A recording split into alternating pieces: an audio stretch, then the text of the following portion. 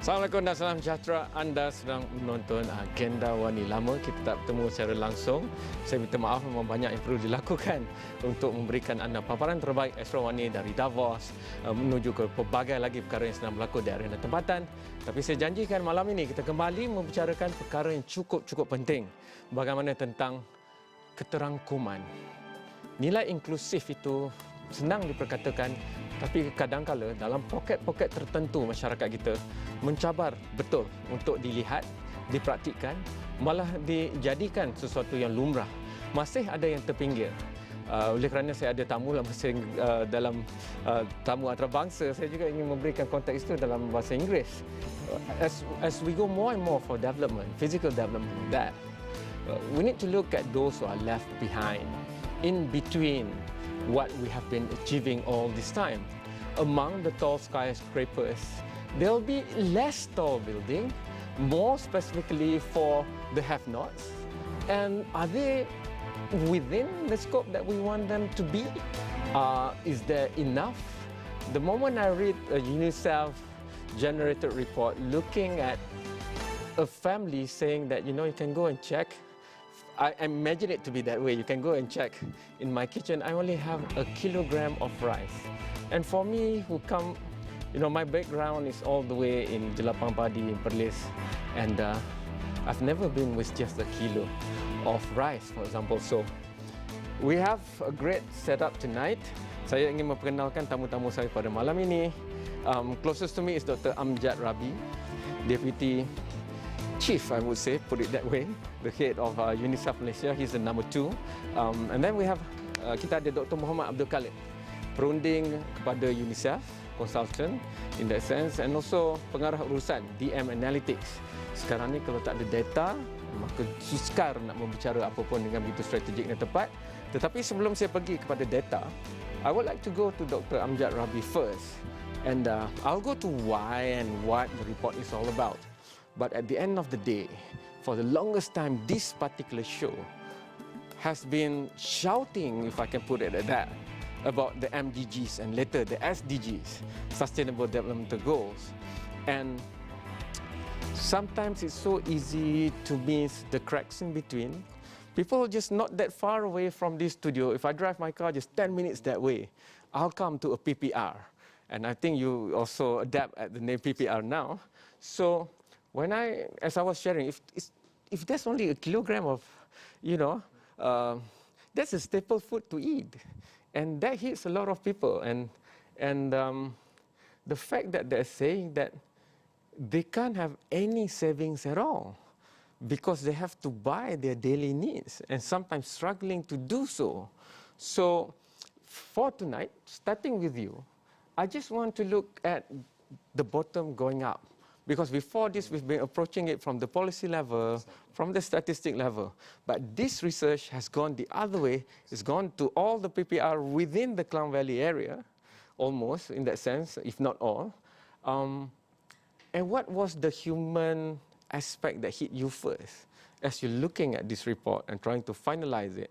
What was it that hit you straight on? Because I want to take away all the nice lights and the makeups and the camera works. I just would like to go to the core of the issue of discussion here, which is about people and those that we're supposed to provide a safe shelter, good nutrition for, which are the kids. Over to you. Thank you very much. I think you asked me a very critical question as a person. What hit me most? Honestly, I'll be honest with you. I have 3 children of my own. It's just like in any birthday party, you would imagine how many toys we get. And here one of the statistics came out is 40% of those kids don't have one single toy. So then it started reflecting, is that like in a city where we have the average income is equivalent to that of South Korea? It's a question for all of us. It's a question for the community, for all of us. Is that the city that we live in? Having said that, we really need to put things in context. This is a global phenomenon that cities grow and grow fast. And it's especially when you have a process for urbanization. Okay. But not everyone in the city enjoy access to the rights equally with the others. You have always people that move faster. And this is for the first time, because if you look at national statistics, you see urban doing better than rural, and that's on average. If you look at where I live, for instance, in Montclair, you only need to have one billionaire, and there are many, obviously, to push all the average. There's so no everyone, PPR in Montreal. Yeah, exactly. Well, there is a small village or community, but you need 1 billionaire to push the average of everyone, and we have many of them. Even anywhere you go, you will have some rich people that will push it. So artificially, they will look better off than rural area and doing well, but it's an average issue. They are hidden. What we try to do here is to isolate. To get, the rich, the well-off, okay, we need to zoom in. We're zooming into the ones they are left behind and try to understand what is their living conditions. Why is this very, very crucial to be looked at before we even start to discuss education? Say it again. Why is this very important for us to look at before we even talk about their performance in school or going to school or syllabus? This we're going to talk about performance in school, but the point is, again, we need to have a conducive environment for kids to perform. We cannot expect them to get all A's to get a scholarship if we don't provide to them. Why would they even want to go to school if they're fighting for scraps? We need to look at that. It's not we always look at the outcome. All kids need to go to school, and we'll find surprising results. Hopefully, we can highlight some of them today. Dr. Muhammad Abdul Khalid, jangan tinggalkan lagi, jangan merajuk. Saya perlu habiskan tamu. That's our culture, budaya kita. After this, I will go to Dr. Muhammad Abdul Khalid. But perkara yang saya nak tanya adalah, senang untuk kita meletakkan statistik, tetapi saya rasa kajian ini juga merakamkan yang lebih penting lagi, emosi, visi dan misi yang perlu kita lihat, dan lebih penting lagi, selalu saya bermula dengan Dr. Muhammad Khalid ni gambaran besar 40%, 60%, saya hanya nak mula dengan 1 kilo beras. Itu yang soalan yang saya nak tanya selepas ini. Kalau ada 1 bilioner tapi orang sebelah itu hanya 1 kilo beras pun tak cukup, itu kita bincangkan selepas ini.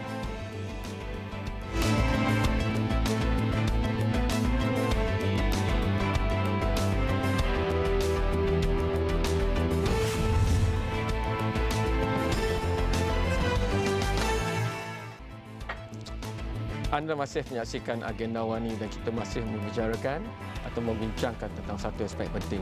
Tanggungjawab kita semua untuk mendidik, memberikan pelindungan, pakaian, malah makanan dan minuman pada golongan yang paling perlu dibela, iaitu anak-anak kita, kanak-kanak. Dan dalam takrif kajian yang dilakukan oleh UNICEF, ia daripada awal dilahirkan sampailah ke umur 17. Tapi soalan saya kepada Dr. Muhammad Abdul Khalid, kita kerap berbincang tentang GDP, KDNK, GNI, koefisien Gini dan sebagainya. Tapi bila saya baca dalam laporan ini tentang 1 kilogram beras pun tak cukup. Dan saya datang dari kawasan Jelapang Padi, kawasan yang mana Dr. Muhammad juga buat buku dan sebagainya pergi Bukit Penang. Jadi di kampung saya di Sepampat pun lebih daripada 1 kilogram beras, walaupun rumahnya mungkin sengit sedikit berbanding dengan rumah yang ada di PPR. Jadi tolong letakkan dalam konteks apa yang penting dalam kajian UNICEF ini, Doktor. Okay. Baik, terima kasih Kem. 1 kilo beras is a symbol. Macam tadi Dr. Amjad kata, GDP KL kaya macam South Korea.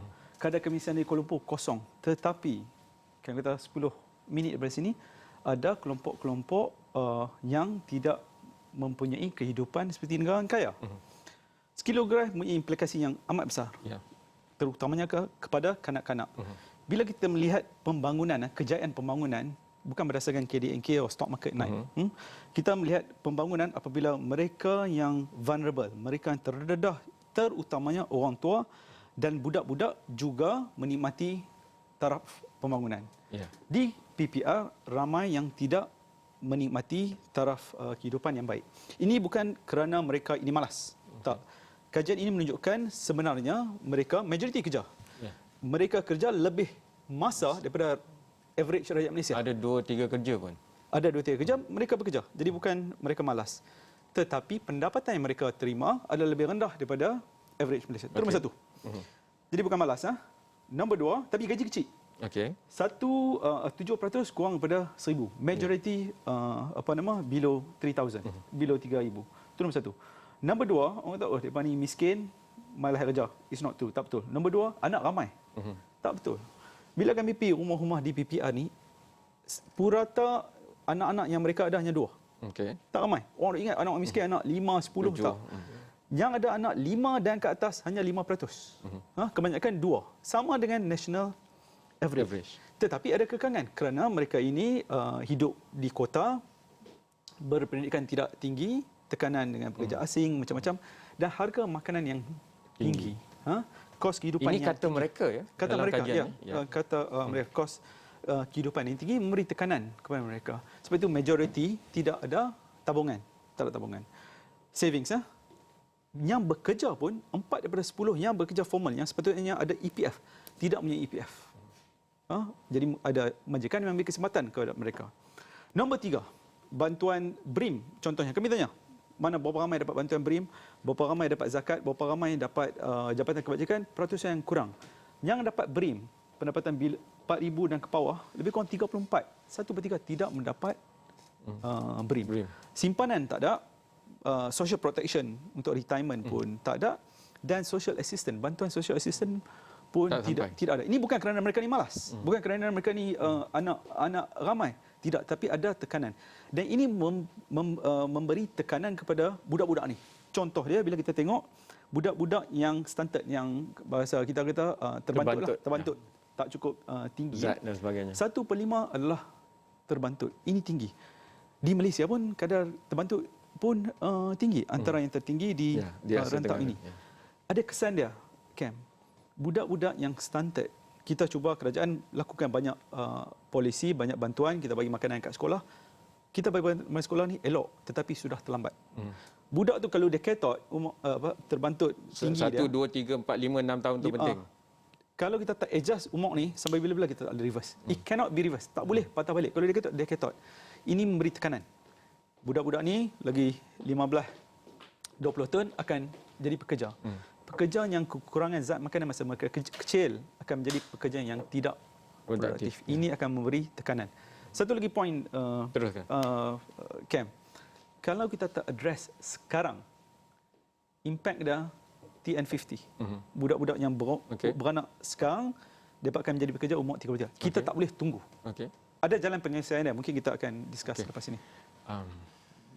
We talk about the 1 kilogram of rice, but in the spirit of moving on, never enough time with great people on this show. Despite all the problems, when I look at the part in the report where it shows the academic performance, except for English, they are almost equal, if not better, than the national average in maths, in science. So I would go back to the point that was highlighted by the doctor, who says they are not a bunch of lazy people. They work 2, 3 jobs, sometimes they are parents. And the kids, they are doing quite well in school, despite not having 4 out of 10 households, you said, have no toys. 1 in 3 households doesn't have reading materials for kids in the study, which is 0 to 17. If I were to take silver linings out of this study, despite the shortcomings, they are doing well in school. So all we need to do, apart from English, is to give them a better ecosystem. And they could probably be the A+ and 4+ students. Absolutely, and I totally agree with you. I think we need, it's a celebration of resilience. Despite of all the difficulties, and here we have 3 generations, and we've seen that they live in the same place, and this is not that spacious place to live. 3 generations in 800 square feet, and the study room is the living room where the grandmother and the father watching TV, kids play, and the place to study. They have to fight for a place to study. Exactly, and imagine that they still managed to get the national average. And this is celebration of resilience, and this is a few points we need really to highlight, which Dr. Mohammed mentioned, is they work hard.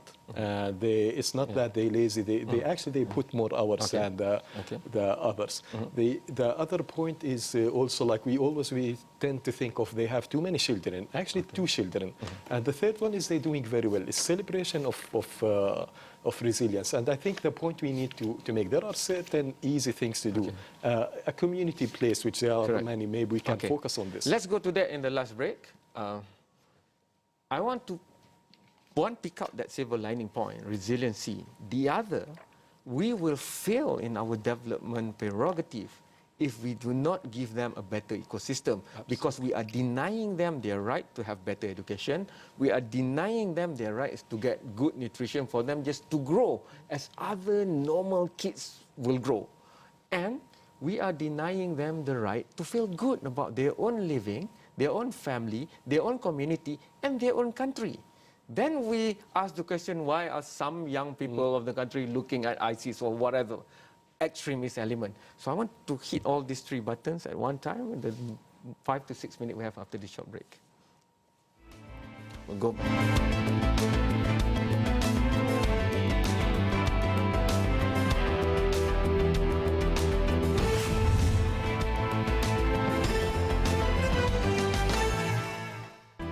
Anda masih menyaksikan agenda AWANI, dan di agenda AWANI malam ni kita semua di sini 3 orang, all 3 of us, we have this pledge that we will not see this happen more and more.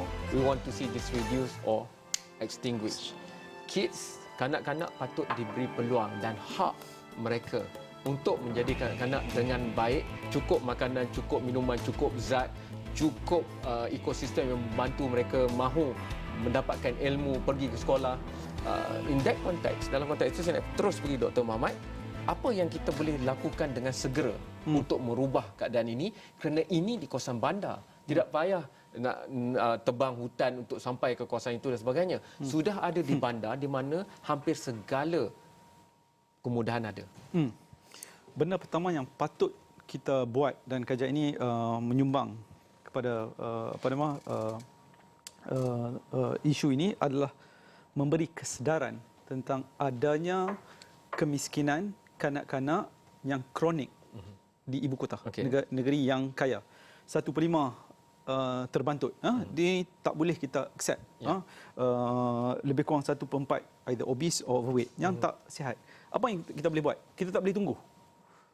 Dalam report ni ada cadangan, lebih kurang 5 cadangan. Cadangan pertama adalah kita memberi bantuan kewangan pada tempoh 1,000 hari daripada budak tu dalam kandungan 5 bulan dan ke atas. Kita tahu 1/3 wanita yang mengandung di Malaysia tidak sihat. Dia anemik. Bila dia anemik, anak yang keluar pun tak sihat. 1/3. Dia kena start daripada sini. Dan budak umur hingga umur 2 tahun. Cukup-cukup 1,000. Apa yang propose? UNICEF ada buat paper.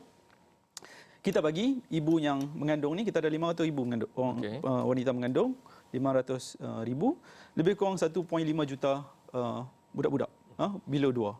Kalau kita bagi setiap bulan RM200 kepada budak-budak ni dan kepada ibu, kos dia ni melalui kesan jangka panjang yang bagus.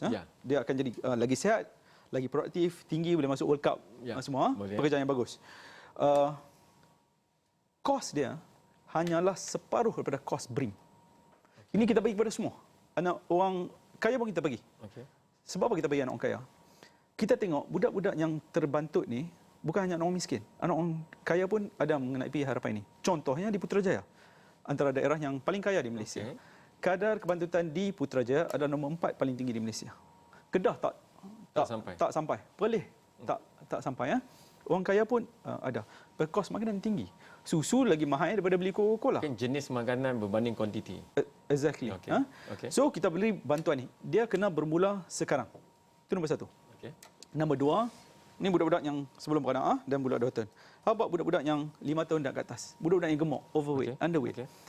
Salah satu kajian yang cadangan yang diberikan adalah kita tax sugar, gula yang tak bagus ni, dan sweeten benda yang manis. Benda ni bukan baru. California ada buat, Chile ada buat, Mexico ada buat, dan tunjuk ada peningkatan kepada kesihatan budak-budak dan pengurangan pengambilan gula. Dan boleh membantu kebaikan kanak-kanak. Malah isu-isu macam labeling di Chile, kalau ada sugar banyak, dia boleh lambang dekat botol itu, dia boleh lambang danger. Jangan beli. Budak-budak macam rokok lah. Macam rokok. Budak-budak kata tak boleh beli ni, cikgu tak payah masuk sekolah. So awareness. Itu nombor 2. Nombor 3, salah satu yang kajian yang kami lakukan, ini adalah cadangan, bukan cadangan UNICEF, bukan cadangan saya, cadangan budak-budak daripada Yayasan Aziata dan Yayasan Khazanah. Kami buat competition. We have a problem, solve the problem.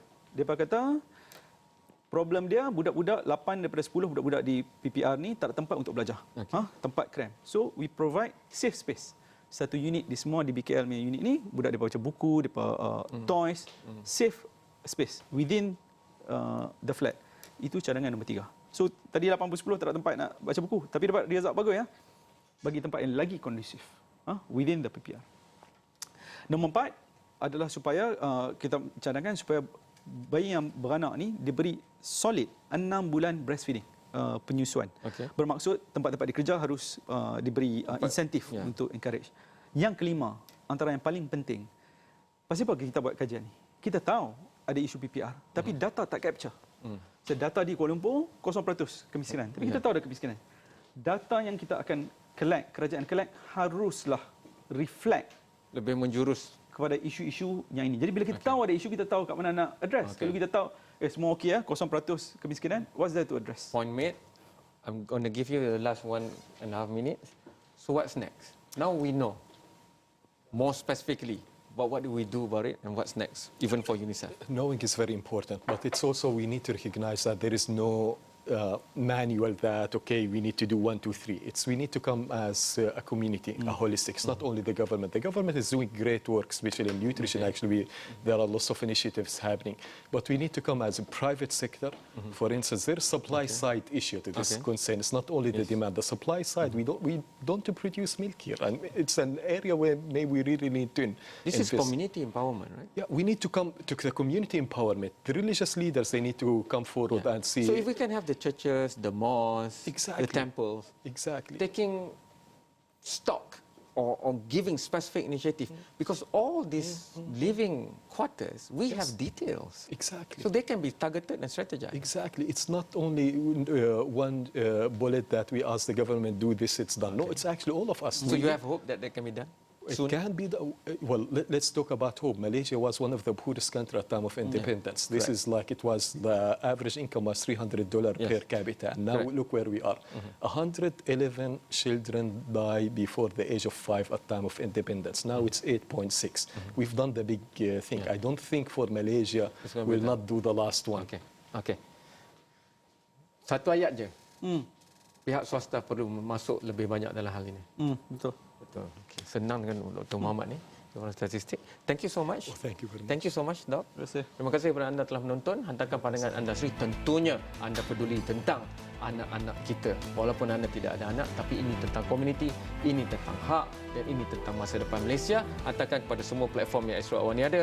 Facebook, Twitter, YouTube, Instagram, semuanya boleh komen di situ atau muat turun aplikasi mudah alih iOS dan Android Astro Awani. Sekian.